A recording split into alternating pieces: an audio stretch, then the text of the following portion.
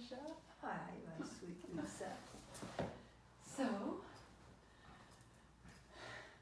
Would you like to tell me about what you'd like to hear? I would love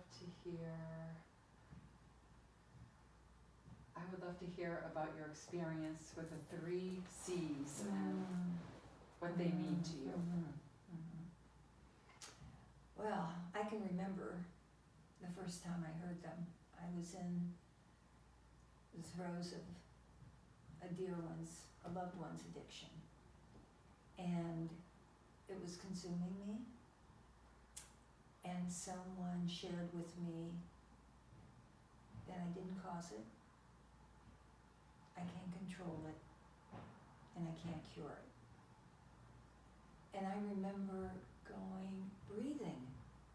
breathing for the first time, being able to take that first breath. It was like being born almost. It was like a burden being lifted off my shoulders. And, I've thought about it since then a lot because it was such a pivotal moment for me that it didn't mean that the addiction went away. My loved one was still in the throes of their addiction. But it was the beginning of healing for me in knowing that somehow I was being cared for. And I was going to be okay. And also thinking about it, a lot is said about living in grace, living with serenity, living in peace. And that was my sense. I didn't know it. I wasn't conscious of those things at the time. But now that I've had time to reflect on it, that's what I had experienced. So, Is it sort of like that awareness that you had opened you to being aware of grace and serenity? I can't even say it was even at that depth. It was a very surface, what I would say today, knowing what I know today about serenity and grace. I knew about serenity and grace, but they were words. Now I've experienced serenity and grace, and it was my first experience having serenity and grace. And also being lifted from pain. Well, maybe not the pain was there, but being lifted from the suffering, the burden, the overwhelming sense that I felt I had to fix this. I had to change it, I had to control it, I had to do something. And it gave me that, like I say, that ability to breathe again, to experience life again and I came back into myself. Mm-hmm. I think I was living so much outside of myself for this other person that I loved, I dearly loved, and I felt that if I love them, I should be able to cure them. I should be able to control this addiction. I should be able to change it. And I wasn't able to. And so I felt there was something innately wrong with me because I couldn't do that for this person I loved so much. So just hearing those words that I didn't cause this, because I really, I was a mother. This was my child. And I felt somehow responsible for this addiction. And it makes me even teary now to think of that feeling that I had then. But just hearing those 3 C's was a change for me. It started to change my life in a way that I had no idea of what was going to follow. Did it grow in you over time? Sounds like you had an aha moment. It was, yes. That's the best way of describing it. It was an aha moment. And yes, it did grow with me over time because then I continued following this spiritual path that I had been introduced to. And so I kept coming back and wanting to learn more, and and it's grown to this beautiful space that I live in today, like with you. Mm-hmm. And I'm very grateful. You know, at that time, I didn't see any gratitude in my life, but that was also my first moment of gratitude, you know, because it was, oh, you know, like you say, it was an aha moment. Oh, there is hope. You know, there's hope. And those of us who have suffered in the depths of addiction, I felt pretty hopeless. I was in despair. And I saw nothing good. Nothing good was going to come of this addiction. I could see nothing good. And I was given a light, you know, something bright. Was it your thinking that shifted as well as your behaviors? Like how did the... It was first my thinking. There wasn't any, there must have been a behavioral shift, because I know today that when I experience, or anyone experience, hope after they're feeling despair, your behavior shifted. I wasn't this poor, pitiful Pat walking through the world, you know, with this load that I didn't know how to move or fix. I was Pat. I was Patricia. I was me again for a brief moment, but I was me again. Mm-hmm. And was it over time that those moments grew? oh yeah. This wasn't like a one-shot deal. This was a one-shot hope. Mm-hmm. And those, from the knowledge that I didn't cause the addiction, I can't change what's going on in my loved one's life when it comes to their addiction, and I can't cure it because it's a disease. Mm-hmm. That concept of it being a disease also, you know, grew and changed and evolved, and the spirituality of the whole thing, to say that you can be at peace and find joy while your loved one may or may not find recovery, is a phenomenal idea. It's something I didn't think was going to be possible. Are there some practical things that you did to kind of grow that feeling of that separation from Pat and your loved one with the addiction? Well, yes, I started to follow a spiritual program that incorporated the 3 C's.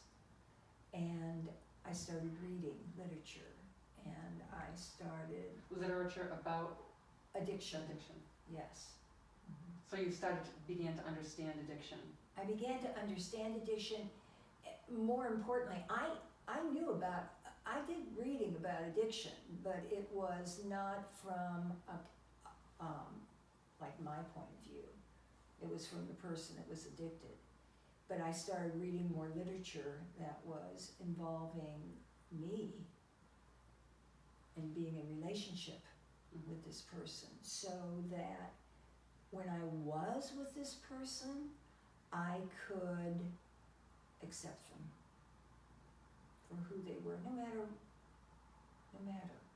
And so what might it have looked like before, like maybe like in words, or like before you had these awarenesses, like what might have you had said to your loved one, and then after, like what did it look like in real life? Well, it looked like someone that was watching their loved one choosing to drown. And it was hypervigilant, sermony, preaching. Do you know what you're doing? Mm-hmm. Can't you see what choices you're making? I can tell you what's going to happen. I've read about this. You know, this is an addiction. You know, you may not think it is, but I can see it. So And- that's how you were acting. Yes, that's how I was asking. And please get help. Because if you don't get help, I'm going to lose you. Mm-hmm. Not you're going to lose your life, I'm going to lose you. You know, I was aware of the fact that I didn't think I could bear the loss. Mm-hmm. And so from that standpoint, I guess I was trying to save myself Mm-hmm. because I didn't think I could bear the grief of losing someone that I love to addiction. I know now that that is different. Not that I would want that to happen, but I know I wouldn't lose myself. Mm-hmm. And so what might a conversation look like when your loved one was still using drugs with the new Pat? Oh, today. Or back then when you were changing, at the early stages of your evolution, so to speak, like when you started to shift your perception of the Right. of alcoholism or drug addiction as a disease, and you went from well, to sum it up, like from preachy to Preachy is a good word. from Preachy. but it turned into what? I was more of a listener and an observer. Was it hard? It was very hard.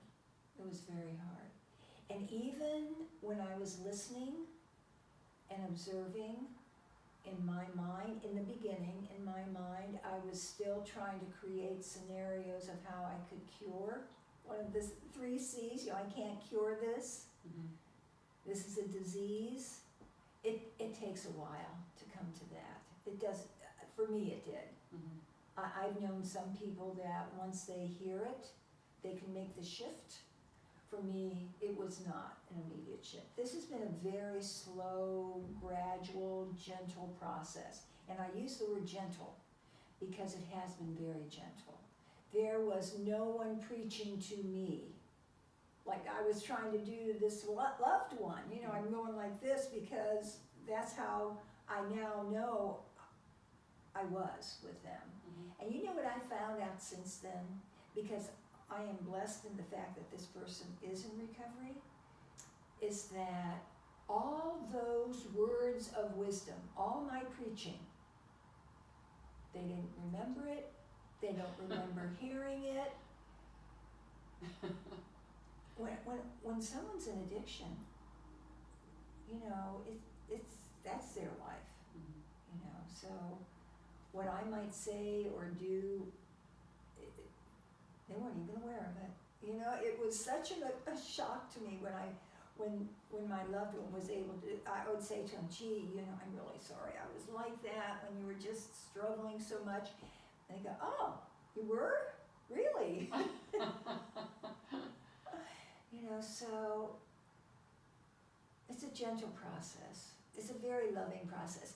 And because it's gentle and because it's loving, then I can be that way with someone else because people were loving and gentle with me as I grew in acceptance of me.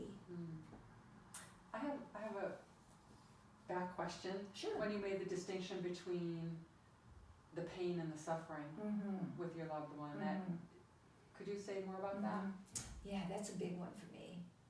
You know, today, I can be in pain and not suffer. Now, when someone had said that to me originally, I had no idea what they were talking about. I thought the two went together. Today, I know that I can be in pain and not suffer. So, what is that distinction? I think it's a spiritual involvement, knowing that I've got a higher power. Sometimes I call my higher power God, sometimes I don't. But I have a higher power. I know that higher power cares about me. And I know that my loved ones have their higher power that cares about them. It's almost like I've done my job already. I've done my job with them. And my job now is to walk through life in grace. Now these are kind of nebulous things to just talk about, but when I started to practice the principles of unconditional love, non-judgment, acceptance, caring, knowing that the person is going to be cared for, not by me necessarily, other than I can accept them where they are. I may not like what they're doing, and oftentimes I need to tell you, I don't like what some of my loved ones choose to do, but it doesn't keep me from loving them and just saying, okay, you know. There's another thing that I need to talk about in here that's important, and that's boundaries. Because I don't want to give the impression that there's a carte blanche in the people just kind of like, what the word, walking all over you, taking advantage of you. No. I have my boundaries. I know when my feelings are hurt. I know if, well, I don't know, I'm thinking of feelings. My life is not in jeopardy at all. But I know, you know, that's not acceptable. You know, that hurt my feelings. Would you have said something like that to your loved one in the midst of their addiction? No. Because I didn't understand what honesty was. I thought I was a very truthful person. I've come to realize more and more I wasn't, because I wasn't truthful about who I was. That I was hurting. That when you did those things or you said those things, that I didn't say to you, I would, you know, back then I wouldn't say to you, ooh, that hurt. Are you angry at me about something? Today, that's so easy, because I'm not doing it in a judgmental or pejorative way. I'm saying it from a self-love. You know, I'm not saying, like, are you angry at me? You know, there's a difference in tone, there's a difference in body posture, because there's a difference within me. And I know this may sound all nebulous,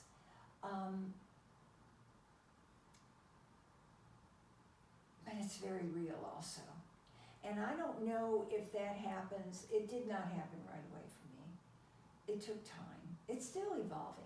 You know, I still have moments where I have to get quiet. And that's where meditation comes in for me. I have to get quiet. So I have to, because when I'm quiet, then I can be honest about what's going on with me inside. Is this about me? Is this about the other person? Is this about something from my past? You know, what is this all about? You know, I have one of my many tools is a God box. You know, when I feel today that I really, really need to say something or do something, that's my red flag. That's exactly when I need to step back, take a breath, get in touch, and wait. And what am I waiting for? I'm waiting to listen, to be guided. I want my higher power, my intuition, whatever you want to call it. I want it to guide me. And you know, there's an acronym that I heard that is so right for me. That involves wait. Why am I talking? So when I step back and take a breath, I wait. Because as you can tell, I'm a talker. That's how I get things out. You know, I'm not someone that naturally processes things as an introvert would. You know, I'm more extroverted, get it out. So I need to really step back and be quiet and be gentle with myself. It's an act of love for me, not only for the other person. You know, it starts with me and with you, whoever. You know, we've got to give ourselves that time. So it sounds like you heard these 3 C's and it completely changed your life. Oh, it did. And it brought you to so many other levels of things that you weren't really looking Yeah. for. You were just hoping to cure your Yes. loved one Yes. from addiction, and Yes. it opened up, just like it opened up beauty in your life, really. Mhm. Yeah, Mhm. Beauty. and a new way of being. A new way of being. And as you went, you learned and studied yourself and picked up practical tools that you could use along the way. Mhm. Mhm. I say today, and I say it very fondly, I've got a tool belt today. Mhm. I've got a tool belt, and it's a big tool belt, and I have all these tools and choices that I can make. Mhm. You know, whether it's meditation or read some spiritual reading, or whether it's to call a beloved friend, or whether it's to, you know, immerse myself in my spiritual program, whether it's, I don't know if I mentioned meditation or not, you know, exercise, watching a sunset, watching a sunrise, you know, going outside and breathing air. We live in a beautiful area where nature surrounds us. So, yeah, I've got a tool belt today. It's radiating from you, Patricia. Oh, thank you so much for sharing your journey. You're welcome. Thank you for letting me share it with you, because you are definitely a big part of my journey, dear Lisa. Oh, thank you, Pat. You're welcome. Thank you.